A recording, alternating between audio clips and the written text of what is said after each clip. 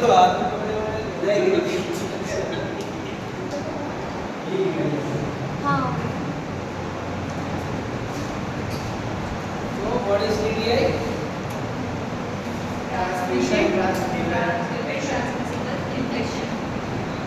जो भी इन्फेक्शन है वो ब्लड ट्रांसफ्यूजन के टाइम पे हो जाए, है ना।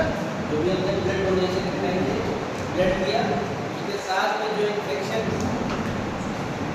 जाए और रेसिपिएंट को हो जाए, ठीक है, तो उसको बोलते हैं टीटीआई।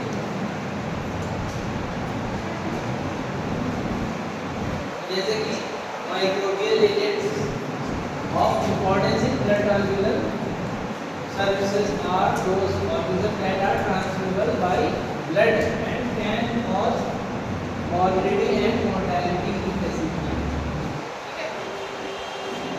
अब जैसे कि आपको जिन हमने बताया था कौन कौन से इन्फेक्शन ज़्यादा हो सकते हैं अपने में, कौन कौन से इन्फेक्शन होते हैं इसकी जो है टेस्टिंग की जाती है और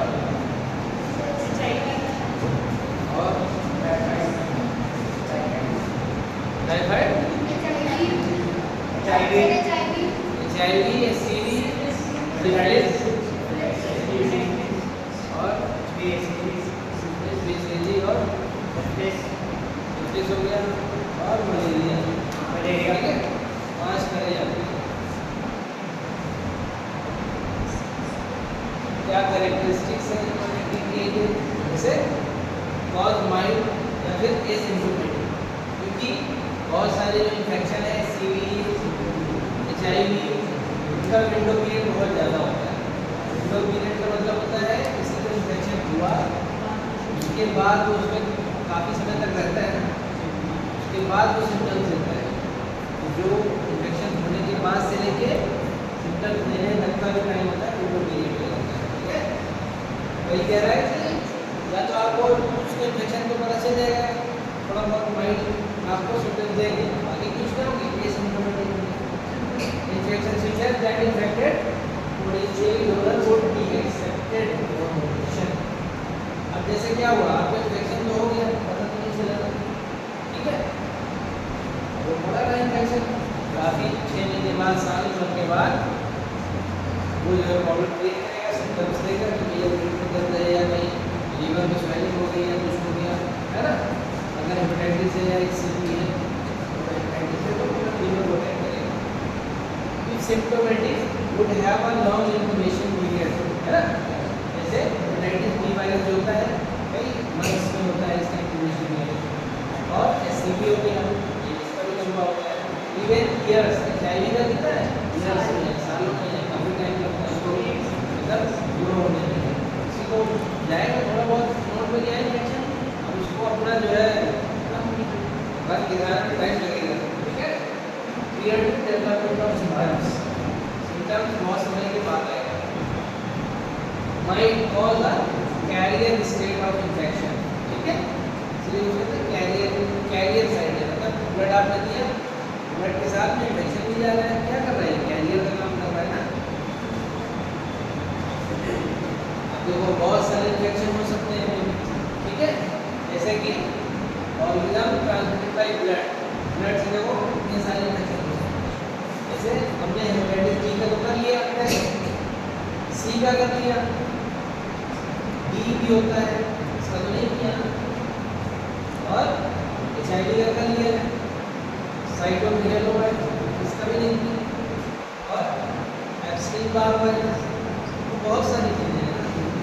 जरूरी नहीं हमने 5 किया उसको 5 में से कोई था इन्फेक्शन, वो थोड़ा रिस्की भी है ना। इसीलिए कहते हैं कि ब्लड उसी कंडीशन में लिया जाए, लिया मतलब जो है चढ़ाया जाए पेशेंट को, जबकि हाँ उसके अलावा कोई चांस नहीं है कि दवा से ठीक हो जाए, या अगर हाँ बिल्कुल इमरजेंसी है तो तब देना चाहिए, ठीक है।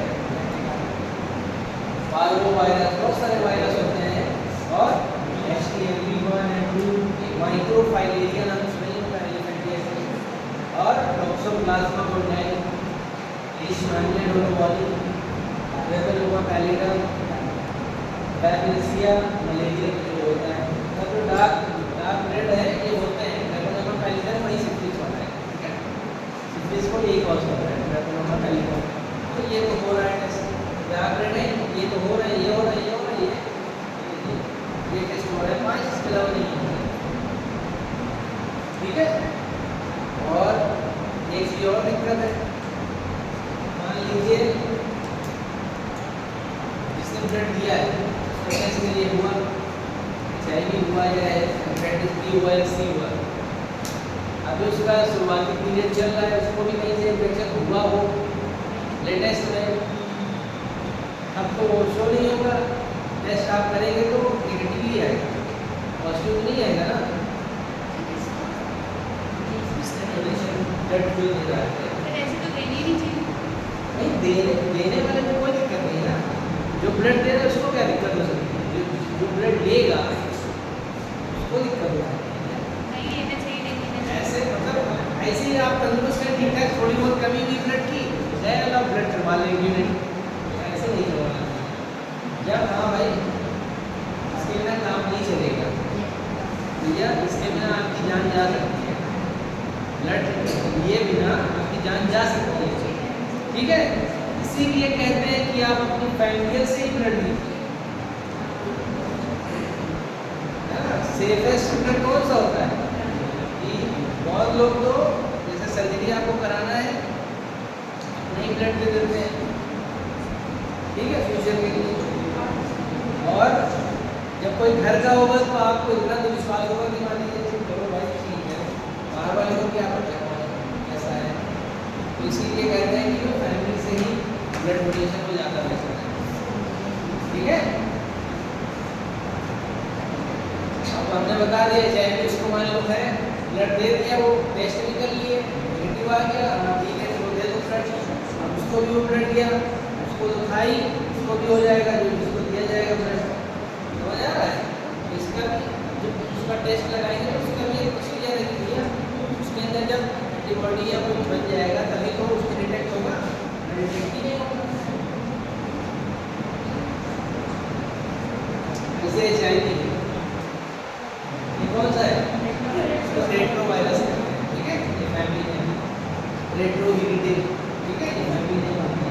और ये कैसा है, एनवेलप्ड RNA वायरस है, ठीक है, which is transferable by the parental route and it is found in blood and other body fluids, मतलब ब्लड में है और बॉडी फ्लूइड्स में है, ठीक है। और once in the blood stream, the virus primarily infects and replicates in lymphocytes. The viral nucleic acid persists by integrating into the host cell DNA. ठीक है, DNA से ही DNA को इन्फेक्ट कर देगा, तो हर जगह फैल जाएगा, ठीक है। अब इसमें HIV1 group is responsible for more than 99%. ये वाला जो कैटेगरी 1 की है इसमें HIV1 और 2 होते हैं, ठीक है, जो 1 वाला है 99% में यही होता है, जो बचा 1% वो 2 वाला होता है, ठीक है। ये वर्ल्ड वाइड में देखा है, the prevalence of HIV2 is mainly restricted to countries in West Africa. ये वेस्ट अफ्रीका में चांसेस होता है होने का, बाकी टाइप 1 वाला ही मोस्टली होता है, ठीक है। The appearance of antibody marks the onset and persistence of infection but not immediately.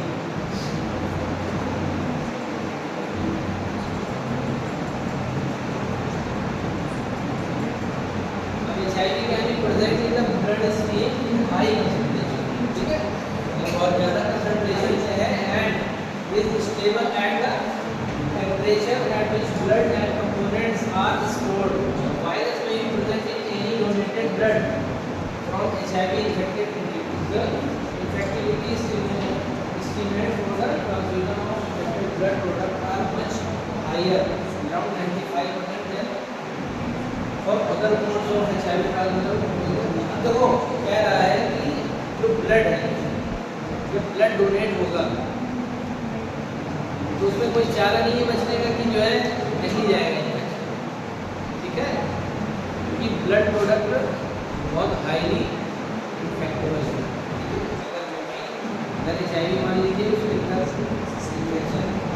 है ब्लड में? ब्लड का मान लो जैसे नीडल स्टिक इंजरी होती है, उससे भी चांस है कि हो सकता है। अगर पॉजिटिव वाले की सिर्फ नीडल आपको ऐसे चुभ जाए तब भी हो सकता है। क्लियर होता है, हो सकता है, क्या ना तब भी हो सकता है। लेकिन जब इतना सारा अमाउंट ऑफ ब्लड दे रहे हैं तब तो कोई चांस तो है 95% चांस नहीं हो गए, है ना।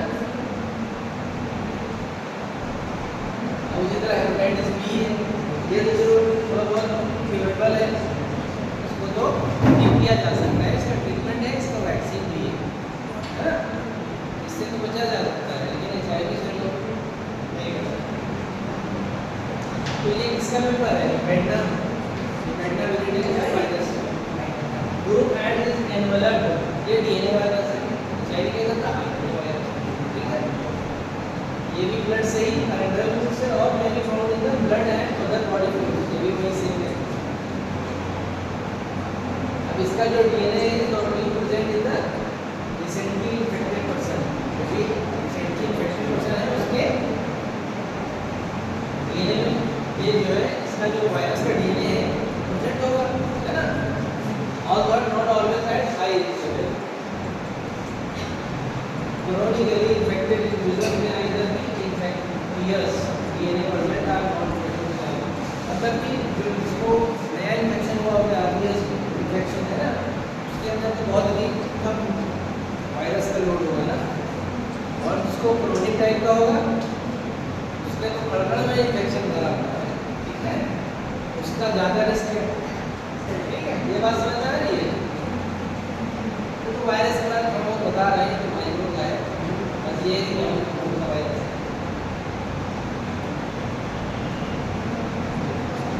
All HPSAG positive donation should be considered to be at the high risk of transmitting HPV and should not be released for transfusion। इसका भी पॉजिटिव आ जाएगा, वो टोलरेट किया नहीं जाएगा, है ना। अगर मान लो जो भी ब्लड आया, ब्लड बैंक में डोनेशन के लिए टेस्ट करा, अगर पॉजिटिव आ गया तो ये नहीं होगा। अब जो HPSAG होता है इसका फुल फॉर्म क्या होता है? Hepatitis B surface antigen, HPSAG होता है, एंटी मतलब antigen, S for surface. Is the prime marker used in the blood screening programme, ये प्राइम मार्कर होता है क्योंकि यही सबसे ज़्यादा पॉजिटिव मिलता है, ठीक है। ज़्यादातर केस में जैसे अगर किसी को हेपेटाइटिस बी मिल जाता है,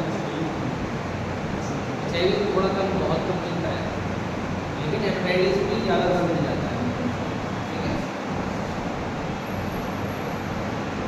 It normally appears within 3 weeks after the first appearance of HPV DNA। कितना वीक ले रहा है? 3 वीक्स, ठीक है। And their level rise rapidly, फिर इसका जो है लेवल क्या होगा? तेजी से बढ़ेगा, ठीक है, इन्फेक्शन के DNA का। The presence of HPSAG may indicate current or chronic infection and thus potential infectivity। Most blood transfusion services screen donated blood for the HPSAG using sensitive immunoassay, मतलब कि ELISA वगैरह लगाया जाता है, ठीक है, वो बहुत ज़्यादा एक्यूरेट रिजल्ट देता है। ELISA जानती हो? ELISA, हाँ, वो जो है मेथड से हम सबकी टेस्ट करते हैं, ठीक है। ELISA जो है कोई भी वायरल डिजीज का टेस्ट लगा सकते हैं, चाहे कोई भी हो, चाहे डेंगू वायरस हो, चाहे सारे टेस्ट लगा सकते हैं। जैसे रैपिड टेस्ट में आता है, रैपिड टेस्ट आता है कार्ड टेस्ट, उसको करते हैं, वो पॉजिटिव आता है तो ELISA से चेक करते हैं। ELISA है वो भी screen test, screen test ELISA भी है, लेकिन एक्यूरेट होता है ज़्यादातर केस में, एकदम बढ़िया रिजल्ट होता है।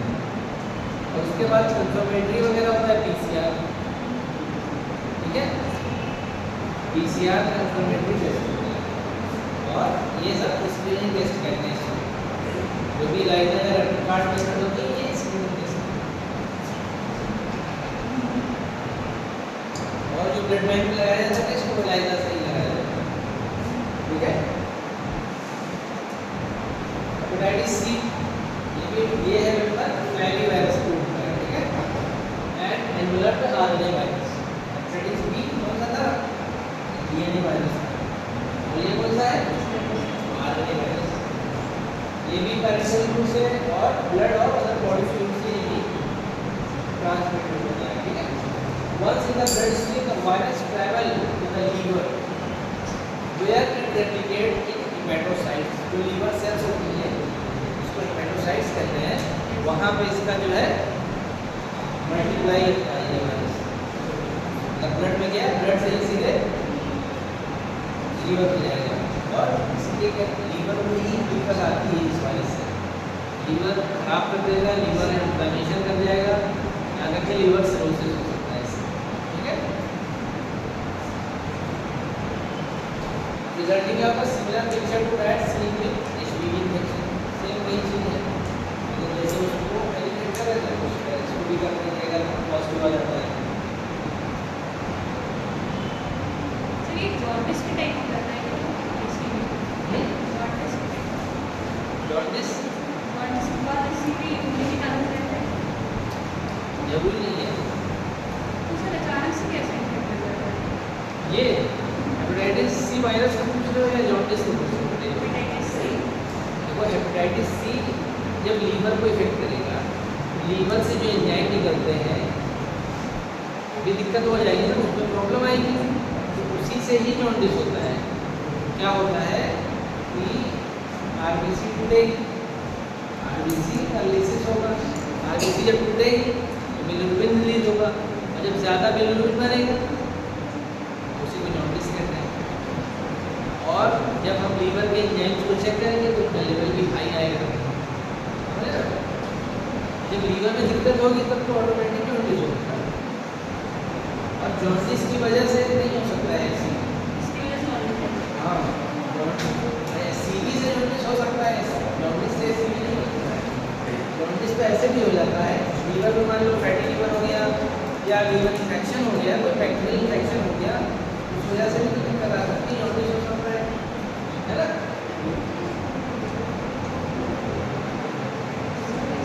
और सिफिलिस ये कैसे हो रहा है? ये भी ट्रांसमिट हो रहा है ब्लड और बॉडी फ्लूइड से। रिएक्शन में shorter cases of transfusion transmitted infection where the और कंडीशनिंग। अब ये इसका जो है वो इंक्यूबेशन पीरियड कम होता है, ठीक है, जल्दी से मल्टीप्लाई होता है, ठीक है।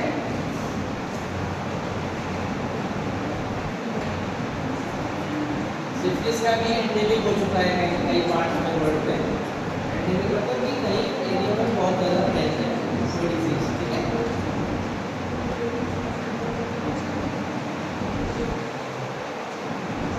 Blood vessels are relatively fragile in particular with heat sensitive. Sorry bro,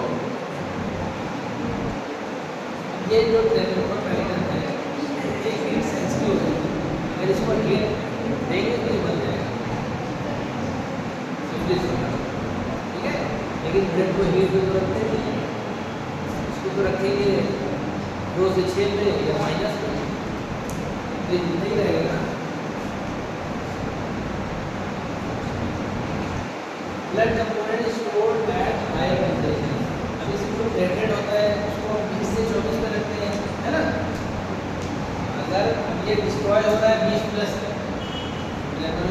syphilis वाला जो बैक्टीरिया है ये डिस्ट्रॉय हो सकता है अगर 20 से प्लस टेम्परेचर है, क्योंकि ये हीट सेंसिटिव है।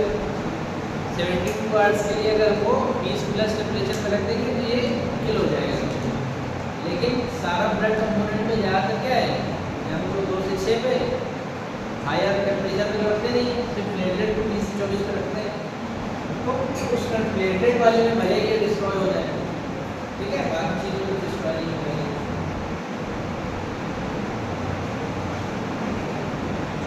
और मलेरिया कॉज बाय पैरासाइट्स जैसे कि प्लाज्मोडियम वाइरस या फिर प्लाज्मोडियम साइनोसोरिया, कई स्पीशीज है ना। 4 मेन टाइप्स होते हैं, वैसे तो 5 होते हैं, ठीक है, 5 टाइप की स्पीशीज होती हैं। और मलेरिया जैसे कि इनकी स्पीशीज क्या है, पैरासाइट, प्लाज्मोडियम वाइरस, मलेरिया और malaria is primary transmitted to human through the bite of the female anopheles mosquito, है ना। छोड़ के काटने से होता है।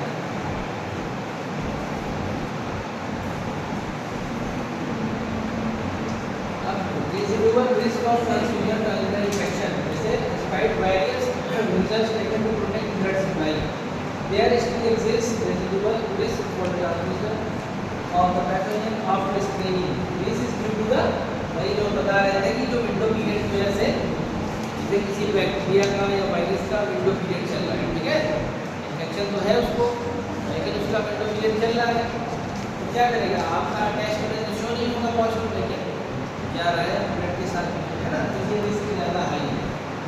जैसे विंडो पीरियड, कोडुलेशन, absence of seroconversion, genetic variability, जैसे किसी को जेनेटिक कोई प्रॉब्लम है ना, वो भी उसका कुछ जो डीएनए वगैरह सब जा रहा है, तो उसमें से कोई दिक्कत हो सकती है, और लेबोरेटरी एरर की वजह से भी प्रॉब्लम हो सकती है, आपने गलत रिजल्ट दे दिया, है ना, इन सब चीज़ों की वजह से ये इन्फेक्शन जा सकता है। विंडो पीरियड क्या होता है, मैंने बताया था, विंडो पीरियड है time interval between the donor becoming infectious, जब डोनर को इन्फेक्शन हुआ, ठीक है, the infection being detected by laboratory, जब हम उसको लैब के दौरान टेस्ट करेंगे और पॉजिटिव आ जाए, जब आ जाए, तब तक कि नहीं आ रहा था वो था, ठीक है। During this period the particular species marker is not yet detectable, हम कोई भी टेस्ट लगाएंगे, जैसे स्क्रीनिंग टेस्ट होते हैं, उसको लगाएंगे तो क्या होगा, नेगेटिव आएगा, है ना, तो इसलिए इसको विंडो पीरियड बोलते हैं।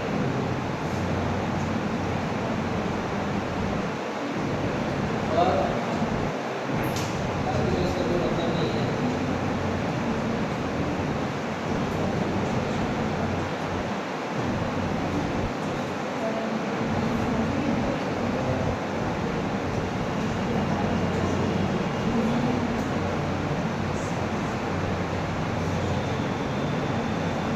अब ये समझो कैसे स्क्रीनिंग होती है, ठीक है।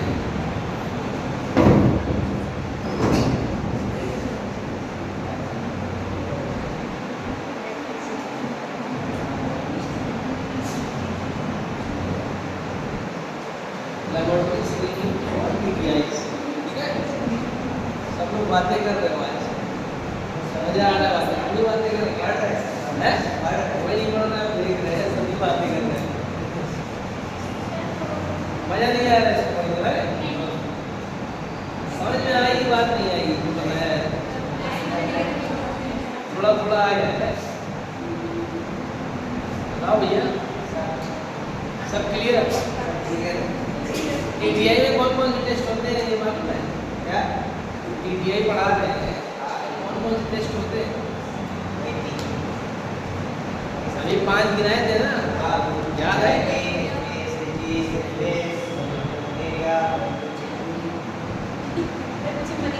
देखू कहाँ है? चलो थोड़ा बहुत और देख,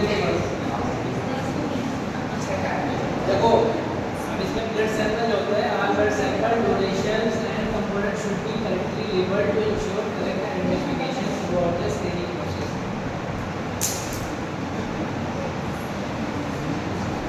जैसे कि जो भी टेस्ट हो रहा है ना, अगर उसकी स्क्रीनिंग में कोई भी गड़बड़ी हुई तो रेसिपिएंट को इन्फेक्शन हो जाएगा। समझ में आ रही है बात? कभी ब्लड डोनेशन हुआ है, करवाया तुमने, लिया है, देखा है, ब्लड दिया नहीं है, लिया है, लिया भी नहीं, किसी ने डोनेशन करवाया है, ब्लड डोनेशन किसी ने कराया,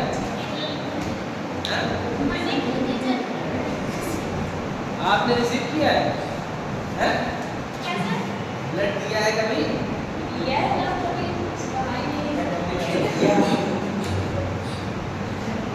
हो सकता है कभी किसी को देना पड़ जाए। अच्छा, अगर ब्लड देने कहा जाए तो कोई देने में कोई डर लग रहा है? डर लगेगा?